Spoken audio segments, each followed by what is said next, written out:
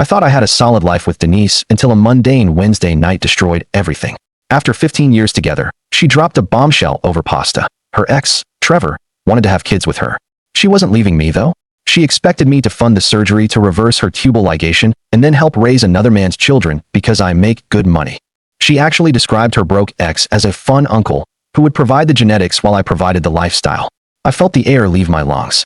When I refused to pay for her to reproduce with a man who dumped her 16 years ago, she turned cold, accusing me of financial abuse. I watched her gut her own retirement account to pay for the procedure, blinded by a terrifying delusion. While she was on the operating table, I made my move. I filed for divorce, froze the joint accounts, and cut off the credit cards.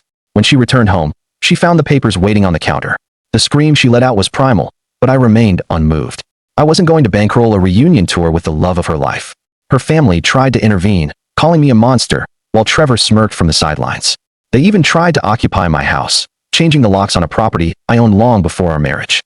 The legal battle was a circus. Denise showed up in a maternity dress despite not being pregnant, claiming I was terrorizing her.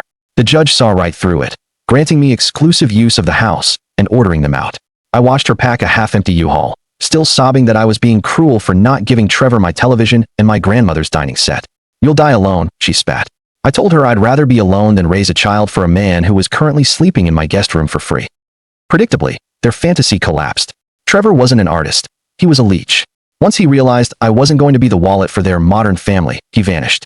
He took $1,000 of her dwindling cash and fled to Costa Rica, leaving her a note saying he needed to find himself. Denise called me at 2 a.m., broken and begging to come home. I felt nothing but indifference. She threw away a 15-year marriage for a man who couldn't even stick around for 2 months. Now, I'm living in a peaceful home, dating someone who actually respects me.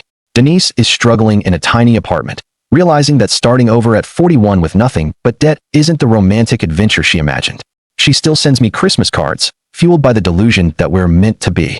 But the truth is, I didn't just lose a wife. I escaped a trap. I spent $3,000 on a lawyer to get my sanity back, and it was the best investment I ever made.